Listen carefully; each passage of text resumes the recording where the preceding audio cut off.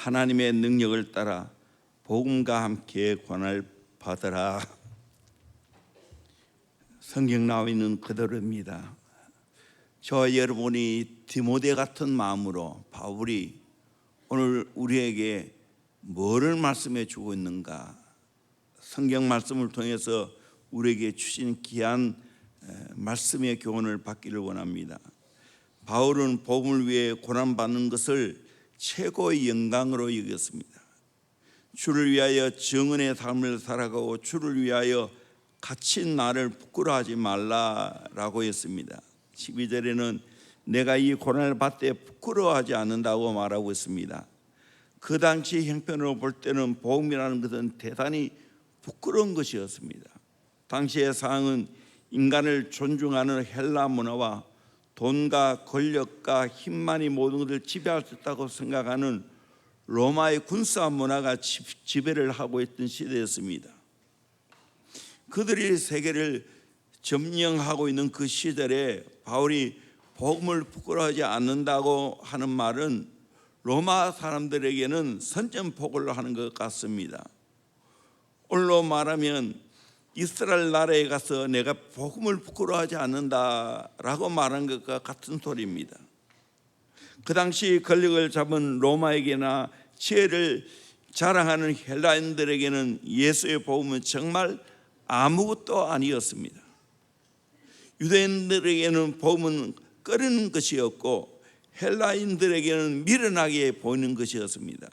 고린도서 1장 22절에 보면 유대인은 표적을 구하고 헬라인은 지혜를 찾으나 우리는 십자가에 못 박힌 그리스도를 전하니 유대인에게는 꺼리끼는 것이요 이방인에게는 미련한 것이로되 오직 부르심을 받은 자들에게는 유대인이나 헬라인이나 그리스도는 하나님의 능력이요 하나님의 지혜니라 라고 말하고 있습니다. 십자가 복음은 유대인에게는 꺼리끼는 것이었습니다. 이방인에게는 미련한 것이었습니다.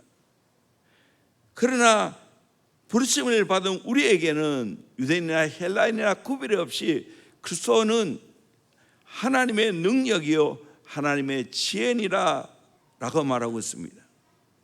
저와 여러분은 복음을 부끄러워하지 않고 이 복음만이 하나님의 능력이고 이 복음만이 하나님의 지혜라는 것을 깨닫고 경험하기를 주의 이름으로 축원합니다. 디모데가 진짜 이걸 경험해야 되는 거예요. 오늘 젊은이가 진짜 이것을 경험해야 되는 거예요. 인간적으로 생각하면 복음 위에서 감옥에 갇힌 바울은 너무 형편없는 삶이기 때문에 부끄러워할 수밖에 없는 것입니다. 복음을 자랑하다가는 어떤 일을 당할지 모르기 때문에 두려워할 수가 있고 많은 고난을 받을 수도 있고 감옥에 갈 수도 있고 죽을 수도 있기 때문입니다. 그럼에도 불구하고 바울은 복음을 부끄러워하지 않는다고 말하고 있습니다. 여러분은 복음을 어떻게 생각합니까? 복음을 부끄러워합니까? 아니면 복음을 자랑합니까? 미국에서 일어난 일입니다. 늙은 농부가 워싱턴시에 있는 상원의원으로 당선된 아들을 찾아갔습니다. 독실한 그리스도인은 그런 아들 집에서 벨기에 대사를 소개받게 되었습니다. 그때 이 할아버지는 대사님, 예수 그리스도를 믿으십니까? 갑작스러운 질문에 그 아들 상원의원은 당황해서 대사가 미안해 할까 봐 다른 말을 하면서 둘러댔습니다. 그 얼마 시간이 지나고 그의 아버지는 병으로 세상을 떠났습니다. 그 농부의 소통 소식을 듣고 벨기에 대사는 조화를 보내왔는데 조화에 붙은 쪽지를 보고 아들은 눈물을 흘렸습니다. 그 쪽지는 다음과 같은 글이 적혀 있습니다. 그는 내게 그리스도를 믿느냐고 전해준 유일한 그리스도인이었다고. 사랑하는 성도님들은 어떻게 살아가십니까? 복음을 부끄러워합니까? 아니면 복음을 자랑스럽게 여기면서 당당하게 이 복음을 전하고 있습니까? 오직 하나님의 능력을 따라 복음과 함께 고난을 받으라 라고 말하고 있습니다. 그 당시에는 복음을 믿고 복음을 전하는 것은 고난 자체였습니다. 그럼에도 불구하고 오직 이 길밖에 없다는 거죠. 하나님의 능력을 따라 복음과 함께 고난을 받으라고 말합니다. 오늘 또 바울은 디모데 같은 우리들에게 오직 하나님의 능력을 따라 복음과 함께 고난을 받으라 말씀하고 있습니다. 우리 성도에게 있어서 복음이 빠지면 아무것도 아닙니다. 마치 안고 없는 찐빵과 같습니다. 성도가 세상의 모든 걸 다 가지고 있다 해도 복음을 가지고 있지 아니한다면 실상 그 사람은 아무것도 가지지 않는 겁니다. 바울은 일평생 이 복음의 영광을 알았고 이 복음을 위하여 자기의 생을 드렸습니다. 일평생 복음과 함께 살았습니다. 바울에게는 이 복음은 영광스러운 복음이었습니다. 그래서 하나님의 능력을 따라 기꺼이 복음과 함께 고난을 받는 것을 선택했습니다. 왜 그렇게 살아갔을까요? 첫째는 복음은 대단한 가치가 있기 때문입니다. 우리 다시 한번 8절에서 10절까지 말씀을 같이 보도록 합니다. 시작. 그러므로 너는 내가 우리 주를 증언함과 또는 주를 위하여 갇힌 자 된 나를 부끄러워하지 말고 오직 하나님의 능력을 따라 복음과 함께 고난을 받으라. 하나님이 우리를 구원하사 거룩하신 소명으로 부르심은 우리의 행위대로 하심이 아니요 오직 자기의 뜻과 영원 전부터 그리스도 예수 안에서 우리에게 주신 은혜대로 하심이라. 이제는 우리 구주 그리스도 예수의 나타나심으로 말미암아 나타났으니 그는 사망을 패하시고 복음으로써 생명과 썩지 아니할 것을 드러내신지라. 아멘. 복음은 한마디로 말하면 예수 그리스도입니다. 복음의 핵심 DNA가 예수 그리스도입니다. 8절에는 주를 증언함과 주를 위해 갇힌 자가 되었고 9절에는 영원 전부터 그리스도 예수 안에서 우리에게 주신 은혜대로 하였고 10절에는 우리 구주 예수의 나타나심으로 말미암아 사망을 피하시고 복음으로 생명과 썩지 않을 것을 드러내셨다라고 말하고 있습니다. 복음은 대단한 가치가 있습니다. 첫째는 복음은 구원으로 부르심은 주의 은혜로 되었습니다. 9절 보니까 하나님이 우리를 구원하사 거룩하신 소명으로 부르심은 우리의 행위대로 하심이 아니요 오직 자기의 뜻과 영원 전부터 그리스도 예수 안에서 우리에게 주신 은혜대로 하심이라. 우리가 구원받은 것은 행위로 구원받는 게 아니라는 겁니다. 거룩한 소명으로 우리를 부르셨는데 오직 자기의 뜻과 영원 전부터 그리스도 예수 안에서 우리에게 주신 은혜대로 하였다는 겁니다. 우리가 구원으로 부르심을 받은 것은 행위가 아니고 전적으로 오래전부터 우리에게 베푸신 하나님의 은혜로 된 것입니다. 할렐루야. 우리가 구원으로 부르심을 받은 것은 공짜로 받았다는 겁니다. 이것을 생각하면 생각할수록 감사하지요. 저는 중국 티베트를 갔다 오면서 고행 종교가 얼마나 고달픈가를 봤습니다. 우리는 예수를 믿는 데 있어서 오체 투자하지 않아도 됩니다. 고행할 필요가 없습니다. 그저 공짜로 주의 은혜로 구원의 부르심을 받은 줄로 믿습니다. 그러므로 우리는 감사해야 될 줄로 믿습니다. 두 번째로 사망을 패하시고 생명과 썩지 않음을 드러냈습니다.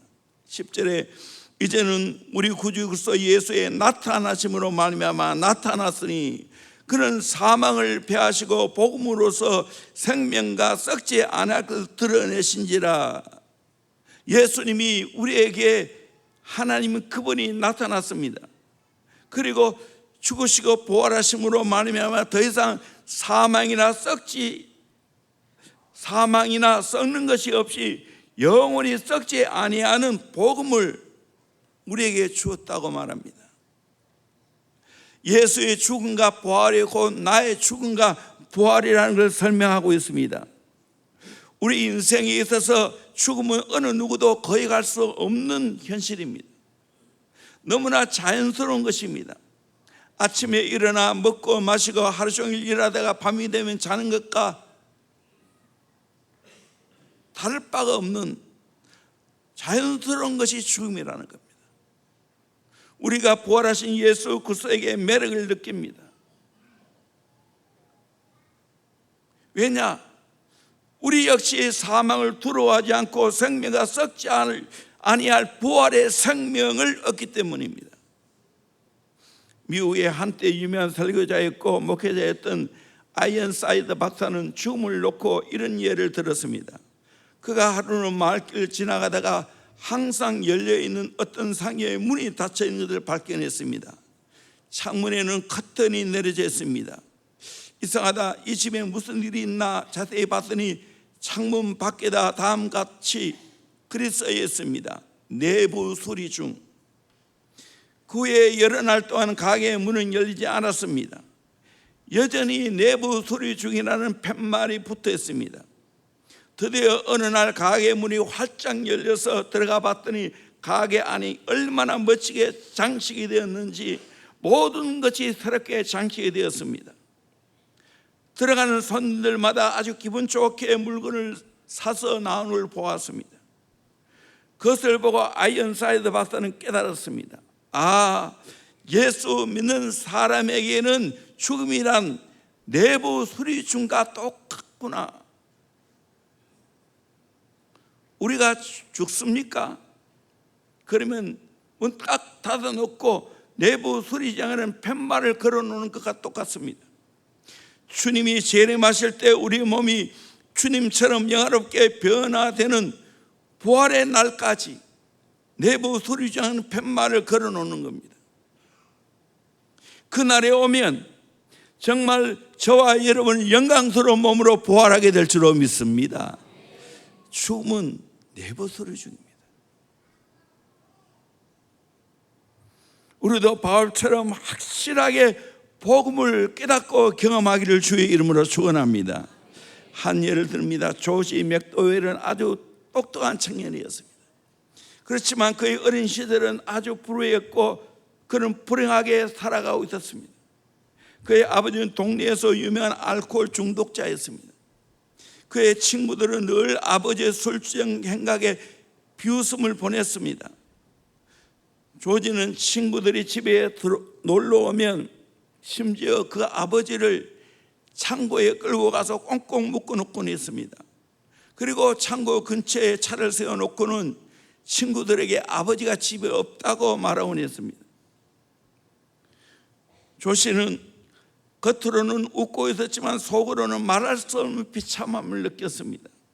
조 씨는 자연히 분노에 찬 사람이었습니다. 그는 특히 자기 아버지를 증오했습니다. 세월이 흘렀습니다. 조 씨는 대학에 들어가서 거기서 참으로 거듭난 크리스찬들을 몇 명 만나게 되었습니다. 그는 그들 안에서 자기의 굶주린 마음이 그토록 갈망해 왔던 그 뭔가가 있다는 것을 보았습니다. 그러나 그는 예수님을 받아들이기에 아직도 자기가 너무 똑똑했습니다. 조 씨는 기독교와 예수의 부활을 지식적으로 멋지게 반박해 보기로 마음먹었습니다. 그는 작정하고 그 증거들을 파헤쳐 들어갔습니다. 그의 생각과 마음을 두고 벌어진 이 전투는 가히 기념비적이었습니다. 결국 조 씨는 자기가 할 수 있는 유일한 일이라 여겨지는 그 일을 할 수밖에 없었습니다. 확신과 아울러 마지 못해 한다는 마음도 같이 있었습니다. 그러나 그는 1959년 12월 19일 저녁 8시 30분 자기 방에서 혼자 예수 그리스도를 자신의 마음과 삶 속에 구주로 모셔들었습니다. 그것은 부활하신 그리스도에 대한 증거와 실제성의 바탕을 둔 아주 조용하고도 감정의 동료가 별로 없는 회심이었습니다. 평온한 회심으로 시작했던 그것이 나중에 가서는 새로운 사람으로 놀라운 변화를 가져왔습니다. 사랑하는 성도님들, 예수님의 죽으심과 부활을 믿으십니까? 이것을 믿는다면 내 생에는 놀라운 변화가 일어나게 될 것입니다. 조시 맥달과 같이 예수를 구주로 받아들이면 내 생에 놀라운 변화가 일어나게 될 줄로 믿습니다. 그리고 부활로 내가 나타나게 될 줄로 믿습니다. 우리는 이 귀한 예수 그리스도를 통한 복음을 바로 깨닫고 경험해야 됩니다. 오늘 젊은이들이 이 복음을 깨닫지 못했기 때문에 방황하고 있는 겁니다. 진짜 예수가 복음이고 십자가와 부활이 복음이라는 걸 깨닫고 그 예수님을 내 마음속에 구주로 영접한다면 내 생의 변화는 자연스럽게 일어납니다. 인생 살만 납니다. 신바람 나게 살 수 있습니다. 세상의 모든 것은 아무것도 아니라는 걸 깨닫게 되어집니다. 이것이 복음의 능력입니다. 바울은 확실히 복음을 깨달았기 때문에 사랑하는 아들 같은 디모데에게 이 복음에 관한 이야기를 하고 있습니다. 두 번째로 복음의 직분자로 세움 받았기 때문입니다. 11절에 보니까 내가 이 복음을 위하여 선포자와 사도와 교사로 세우심을 입었노라. 세 가지 직분을 말합니다. 첫째는 선포자. 이 선포자는 복음과의 관계를 말합니다. 복음을 전하는 사람이 선포자입니다. 옛 번역에는 반포자라고 되어 있습니다. 우리는 이 생명의 복음을 담대하게 선포해야 될 줄로 믿습니다. 반포해야 될 줄로 믿습니다. 그러면 수많은 사람들이 예수 믿고 주께로 돌아오게 될 줄로 믿습니다. 복음에 관해서는 선포자가 되어야 됩니다. 두 번째 사도입니다. 이거는 주님과 관계에서 주님이 복음 위에서 나를 보냈다는 겁니다. 그러므로 우리는 주님이 나에게 이 복음을 들려 사도로 세상에 보냈다는 걸 알고 확신을 가져야 됩니다. 나는 예수 그리스도를 통해서 영광스러운 복음을 증거하는 사도라는 것을 알고 당당하게 살아가야 됩니다. 오늘날 사도는 없지만 사도가 전한 복음은 살아있습니다. 사도의 사역은 살아있습니다. 그러므로 주님 관계를 잘 맺고 사도로서 담대하게 주의 복음을 전해야 될 줄로 믿습니다. 세 번째로 교사입니다. 이 교사는 사람 영혼과의 관계입니다. 복음을 사람들에게 자세히 잘 풀어서 가르치는 것이 교사입니다. 좋은 교사는 학생들이 알아들을 때까지 잘 가르칩니다. 그처럼 복음의 교사는 사람들이 알아들을 수 있도록 잘 가르쳐야 됩니다. 저와 여러분에게 바울처럼 우리는 복음의 선포자이고 복음을 들고 세상에 나가 전하는 사도이고 또 영혼들에게 복음을 잘 가르쳐주는 교사가 되어야 된다는 걸 깨달아야 됩니다. 세 번째로 복음을 지켜야 하기 때문입니다. 우리 12절에서 14절까지 말씀을 같이 보도록 합니다. 시작. 이로 말미암아 내가 또 이 고난을 받되 부끄러워하지 아니함은 내가 믿는 자를 내가 알고 또한 내가 의탁한 것을 그날까지 그가 능히 지키실 줄을 확신함이라. 너는 그리스도 예수 안에 있는 믿음과 사랑으로서 내게 들은 바 바른 말을 본받아 지키고 우리 안에 거하시는 성령으로 말미암아 내게 부탁한 아름다운 것을 지키라. 아멘. 여기에 각 절마다 지키라는 말이 세 번 나옵니다. 내가 가지고 있는 복음이 너무 귀한 것이기 때문에 이 복음을 지켜야 한다는 겁니다. 귀한 것일수록 뺏어 가려는 사람들이 많기 때문에 우리는 이 복음을 확실하게 지켜야 됩니다. 시시하고 흔한 것은 아무도 탐을 내지 않습니다. 그러나 귀한 것은 수단 방법을 가르치지 않고 빼앗아 가려고 합니다. 금은 보석은 탐내는 자가 많지요. 영적인 것도 마찬가지입니다. 우리가 가지고 있는 이 복음은 사탄은 백방으로 빼앗아 가려고 합니다. 그러므로 생명의 복음을 우리는 끝까지 지켜야 됩니다. 씨 뿌리는 비유에서 보여주는 것처럼 하나님 말씀이 떨어졌을 때 그것이 귀하기 때문에 빼앗으려고 한다는 겁니다. 마태복음 13장 19절에 아무나 천국 말씀을 듣고 깨닫지 못할 때에는 악한 자가 와서 그 마음에 뿌려진 것을 빼앗나니 이는 곧 길가에 뿌려진 자요. 사탄은 내가 가지고 있는 복음이 귀하기 때문에 빼앗아 가려고 합니다. 청년 시대는 또 학생 시대는 예수 믿었는데 대학교 들어가고 군에 들어가고 사회생활하다 보면 이 귀한 복음이 형편없는 것으로 전락되어서 빼앗긴다는 사실입니다. 그러나 알고 보면 우리가 가진 이 복음 예수 그리스도는 십자가 부활은 가장 나에게 귀한 것인 줄 믿습니다. 천국으로 들어갈 수 있는 것입니다. 장차 재림하실 때 부활의 몸으로 내가 나타날 수 있는 것입니다. 그러므로 우리는 목숨 걸고 이 복음을 지켜야 될 줄 믿습니다. 아멘. 여러분, 세상에 빠져 살다 보면 이 복음을 지키지 못해요. 잃어버려요. 첫째는 주님을 의지함으로 지켜야 됩니다. 12절에 보니까 이로 말미암아 내가 또 이 고난을 받되 부끄러워하지 아니함은 내가 믿는 자를 내가 알고 내가 의탁한 것을 그날까지 그가 능히 지키실 줄 확신합니다. 바울이 복음의 말씀대로 살고자 할 때 많은 고난이 있었습니다.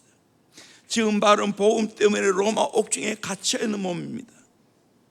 로마 옥중에 갇혀서 지금 디모데에게 편지를 쓰고 있습니다. 바울이 고백을 자기는 복음 때문에 고난받되 부끄러워하지 않는다고 말했습니다. 왜 부끄러워하지 않는가? 나의 의뢰하는 자를 내가 알고 내가 의탁한 것을 하나님께서 지켜주실 것을 확신했기 때문입니다.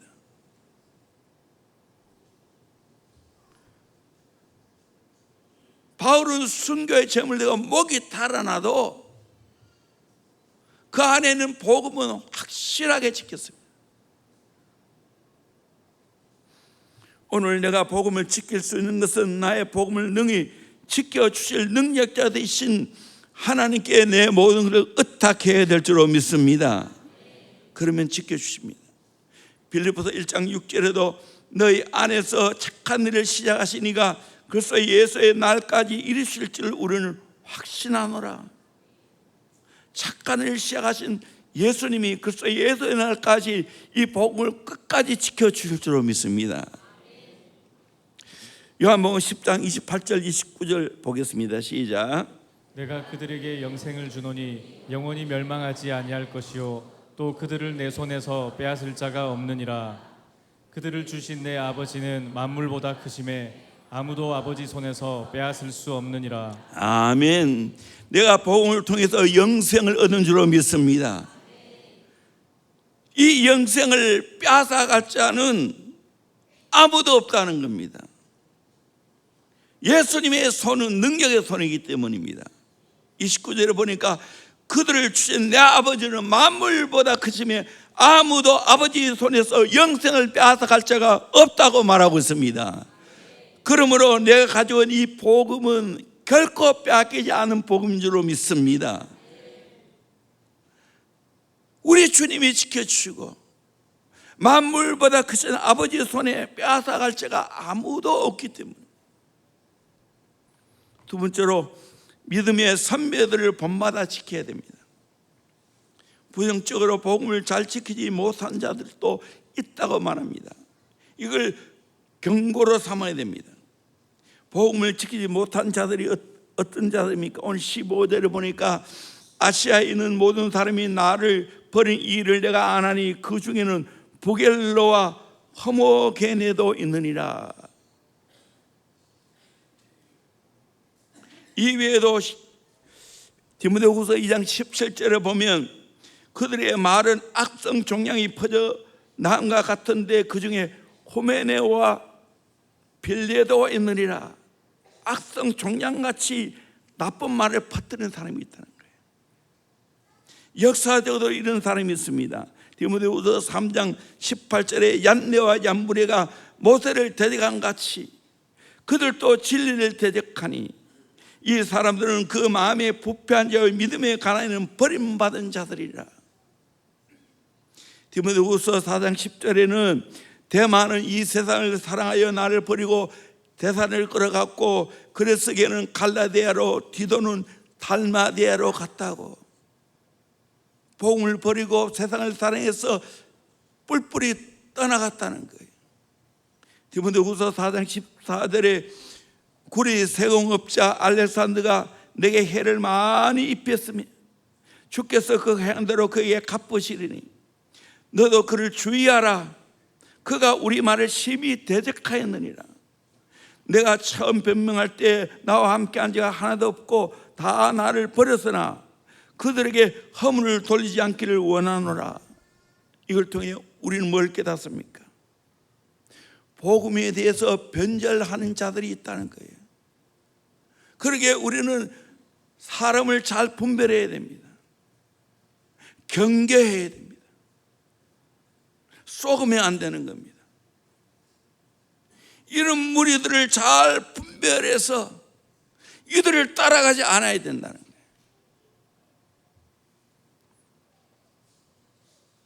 반면교사로 삼아야 된다. 이제 복음을 잘 지킨 자들을 소개하고 있습니다. 첫째는 바울입니다.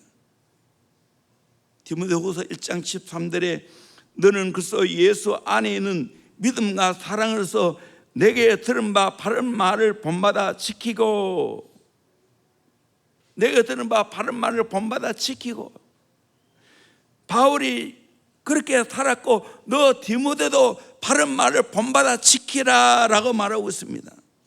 바울은 여러 가지 악조건 속에서 심지어 감옥에 갇혀 있음에도 불구하고 복음을 확실히 지켰습니다. 그리고 디모데에게 나를 본받아 이 복음을 지키라고 말하고 있습니다. 복음은 생명보다 더 귀중한 것이기 때문에 확실하게 지킬 수 있기를 주의 이름으로 축원합니다. 아멘. 바울이 지켰지 않습니까? 우리도 지켜야 되지요. 오늘 이단들이 얼마나 많이 있습니까? 경계해야 됩니다. 그러나 복음을 잘 믿고 지킨 자들이 더 많습니다. 우리는 그들을 본받아 이 복음을 지켜내야 됩니다. 두 번째는 오네시보로가 있습니다. 16절부터 18절에 보면 원하건대 주께서 오네시보로의 집에 긍휼을 베푸시옵소서. 그가 나를 자주 격려해 주고 내가 사슬에 맨 것을 부끄러워하지 아니하고 로마에 있을 때 나를 부지런히 찾아와 만났습니다. 원하건대 주께서 그들로 하여금 그날의 주의 긍휼을 입게 하여 주옵소서. 또 그가 에베소에 많이 봉사한 것을 내가 잘 아느리라. 오네시보로, 그가 나를 자주 격려해 주고 바울이 쇠사슬의 맹을 부끄러워하지 않았습니다. 로마에 있을 때 부지런히 찾아와 만났습니다. 그리고 에베소에도 많은 봉사를 했습니다. 오늘날 또 오네시보로 같은 그런 사람이 있습니다. 철저하게 바울의 동역자가 된 겁니다. 감옥에 갇힌 것을 부끄러워하지 않았습니다. 격려해 줬다고 말합니다. 지난 번역에 보면 유쾌케 해 주었다고 말합니다. 유쾌케 해 줬다고. 마치 산소와 같은 남자였습니다. 유쾌케 하였다는 말은 제 정신이 들게 했다는 거예요. 영적인 생기를 바울에게 불어넣어 주었다는 거예요. 에베소에 있을 때도 잘 섬겼는데 지금 로마에서도 복음을 잘 지키면서 복음을 지키고 있는 바울을 도와서 열심히 격려해주고 나를 유쾌하게 만들었다는 겁니다. 여러분은 사람들을 유쾌하게 만듭니까?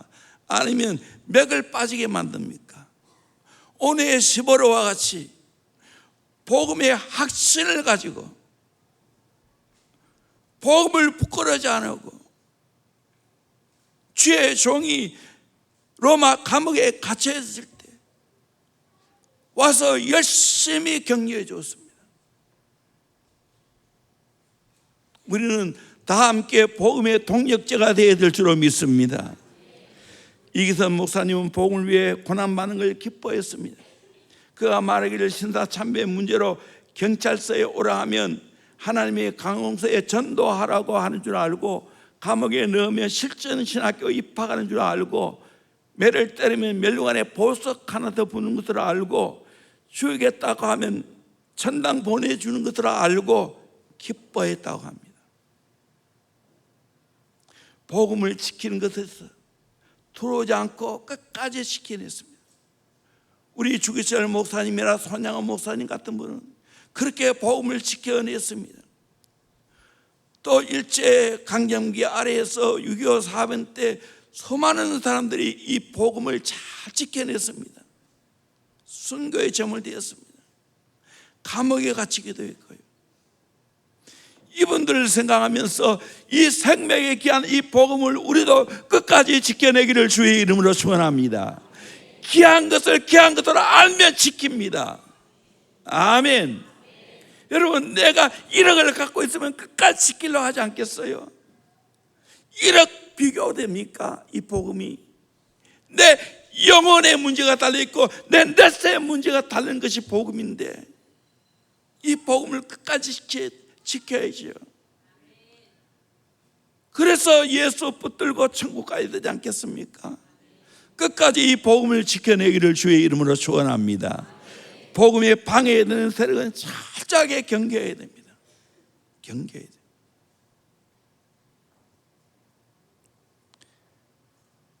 복음에 도움이 되는 자를 함께 동력하면서 위로하고 유쾌하게 만들어야 됩니다. 세 번째로 성령의 능력으로 지켜야 됩니다. 14절에 우리 안에 가시는 성령으로 말미암아 내게 부탁한 아름다운 것을 지키라. 복음을 잘 지키라는 거예요. 복음은 아름다운 것입니다. 세상에 가장 아름다운 것이 복음입니다. 그렇기 때문에 이 복음을 지켜야 될 줄로 믿습니다. 지킬 수 있는 것은 우리 안에 가시는 성령입니다. 성령님은 능력이 있기 때문에 너끈히 내가 믿고 있는 이 복음을 지켜주실 줄로 믿습니다. 연약한 내가 복음을 지키는 것은 한계가 있지만, 위험이 오고 어려움이 오면 힘들지만 내 안에 계신 성령님은 지켜주실 줄로 믿습니다. 로마서 8장 26절 27절 말씀 보겠습니다. 시작. 이와 같이 성령도 우리의 연약함을 도우시나니 우리는 마땅히 기도할 바를 알지 못하나 오직 성령이 말할 수 없는 탄식으로 우리를 위하여 친히 간구하시느니라. 마음을 살피시는 이가 성령의 생각을 아시나니 이는 성령이 하나님의 뜻대로 성도를 위하여 간구하심이니라. 아멘. 걱정하지 마세요. 내 안에 계신 성령은 하나님이십니다. 그분이 연약함을 도우십니다. 끝까지 내가 믿고 있는 이 복음을 지켜주실 줄로 믿습니다. 마가복음 13장 11절에 사람들이 너희를 끌어다가 넘겨줄 때 무슨 말을 할까 미리 염려하지 말고 무엇이든지 그때 너에게 주시는 그 말을 하라. 말하는 이는 너희가 아니요 성령이시리라. 성령께서 말할 말을 주실 줄로 믿습니다. 아멘. 그러므로 우리는 목숨 걸고 내가 믿고 있는 이 복음을 지켜야 될 줄로 믿습니다. 가장 귀한 것이기 때문입니다. 디모데를 키우고 있느냐? 저와 여러분이 디모데가 되어야 되겠죠. 그래서 바울이 우리에게 건면한 이 말씀을 내 마음에 잘 새겨듣고 바울처럼 복음을 부끄러워하지 않고 오직 하나님의 능력을 따라 복음과 함께 기꺼이 고난받기를 결단해야 될 줄로 믿습니다. 그리고 이 복음을 끝까지 지켜내기를 주의 이름으로 축원합니다. 아멘. 이것이 오늘 우리가 해야 될 일인 줄로 믿습니다. 우리 찬양팀 올라오세요. 찬양 한국어 예수 따라가며